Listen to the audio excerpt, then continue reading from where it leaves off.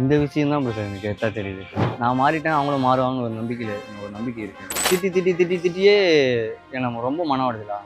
ஒரு சில டைம்லாம் சூசைட் பண்ணிக்கலான்னு போல கூட இருக்கும். அந்த அக்கா சொன்னது அப்போ யோசிச்சிருந்துருக்கலாம்னு நினைக்கிறேன். அப்பயே ரிலேஸ் பண்ணிட்டு இருந்ததுன்னா பிறப்பால் எல்லாரும் சமம்னு அவர் சொல்லுவார். அந்த இடத்துல அதை தான் சொன்னேன். என் விஜய் சொன்னதை நான் சொன்னேன் உண்மையாகவே. அப்ப இந்த மாற்றத்துக்கு காரணம் விஜய் அவரும் ஒரு காரணம் தான். யாரா வெளில போவாரா, வெட்டிட்டு போறாங்க. அதான் இப்போ ஏன் மாறினதுக்கு அப்புறம் ஏன் இந்த மாதிரிலாம் பண்றாங்க? இப்போ கேசிஸ்ட் இருக்காங்கல்ல, அவங்க மட்டும் தானே செய்வாங்க.